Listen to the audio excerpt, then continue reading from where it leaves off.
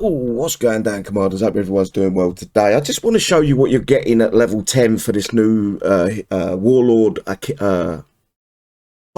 Harkon, I think it's called. I can't remember.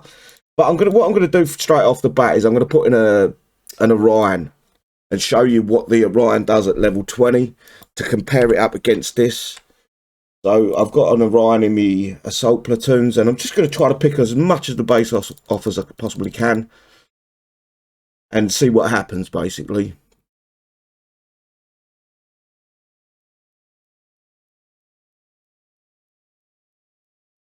So as you can see, the Orion's not doing too bad. Getting a bit of damage, but that's expected. Oh, didn't kill that building. That may be a bit of a mistake, but never mind.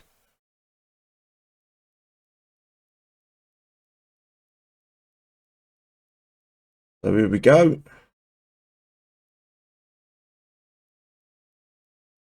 Let's go for that next bunker. Let's just go for the bunker itself. See if we can get that killed. Yep. And the other bunker. And the CC? No, couldn't get the CC. Right, I'm going to end this attack and start this again and put the Harkon in and see how far the Harkon can get at level 10. Got to be careful with this unit as well. I've noticed not so much in assault, sector breach, but I'm just going to try to do the same thing. But the PvP platoons, this seems to DC you a lot. I've got a video using it, but again, I get DC'd.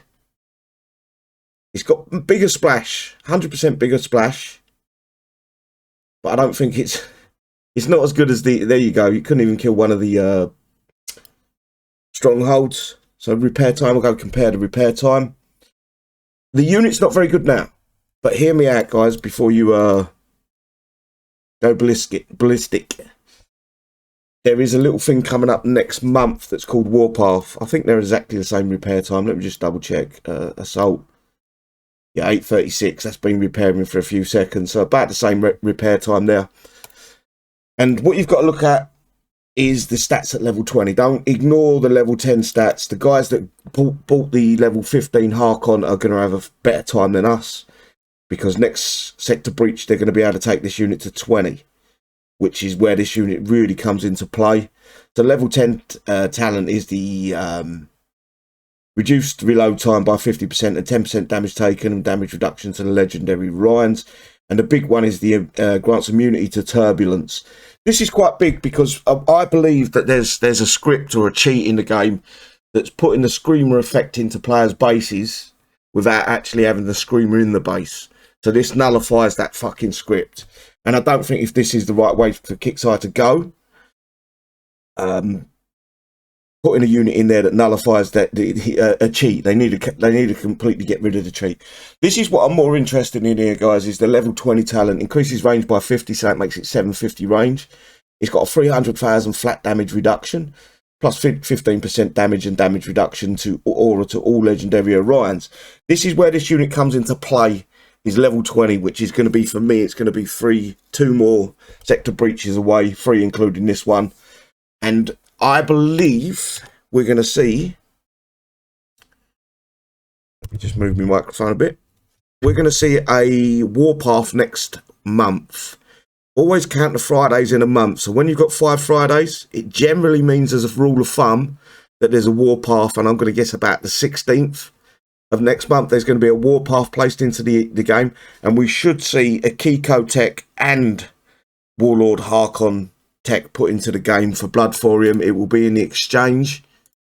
Oh, hang on. It will be in the exchange store under the Blood Thorium. And you want to go to tech. And it'll be in here. It'll be probably the same as these, which is 8, 10, 12. And don't forget, you've got to buy that twice for 2 different units of Kixeye. And if they put the Harkon tech in there, I think they need to. Because I think this unit's going to be out of date before it's even fucking got its uses. I think coming, maybe not next event, but next holdout. No, not even next. Yeah, next holdout, the new levels for the, I forget what they're called, Purgators.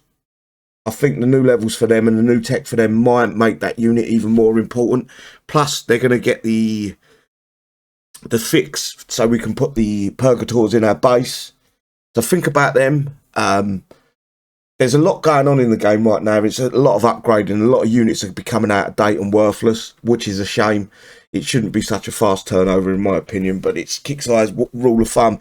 They seem to be earning money out of it. It's only the players that keep spending money on units for no real reason. For the fact is that they can boast about it. That's, to me, if they're propping up the game, I can't argue with it. It's down to Kixeye. They're earning money. And that's, as a company, you've got to earn money. It's the way that things work.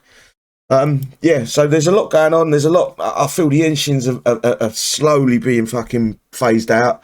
Not as important as they used to be.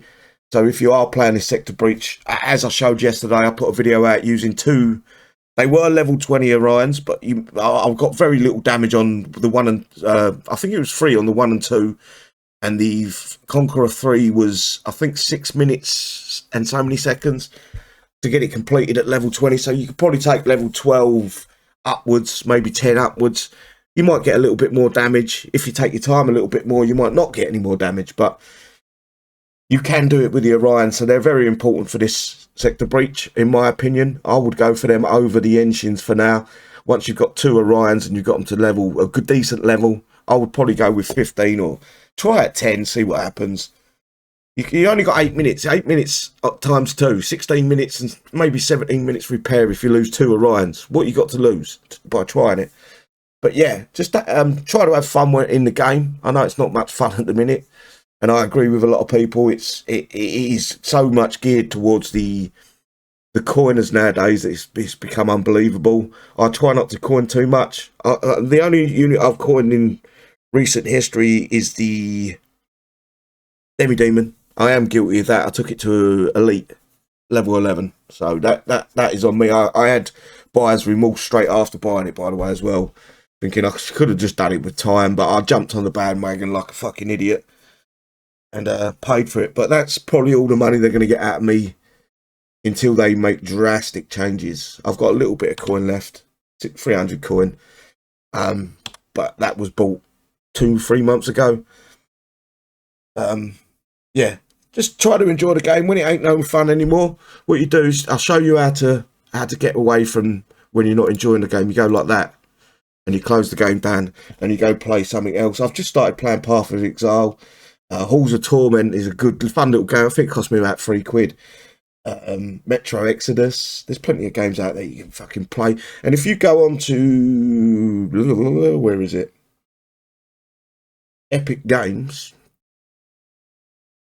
You can basically pick up 2 free computer games. I mean 3. The only things you might have to pay for is DLC with these games, which is given. You go to the store, you go down, you got Arcade Paradise, Made of Sekka. I hope I'm pronouncing that right. They're free games. Next month, this is supposed to be quite a good game. I think I have this already. I might actually, yeah, in library already, but this is supposed to be quite a good game. So don't get trapped in fucking playing War Commander and thinking it's the only game. If you've got a half-decent PC, Epic Games gives out so many free games.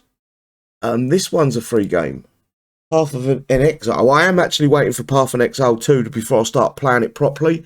But I've been told the new league, I don't know how any of this works. I've been told the new league is going to be a lot of fun. So I might try it and get my teeth into it a little bit.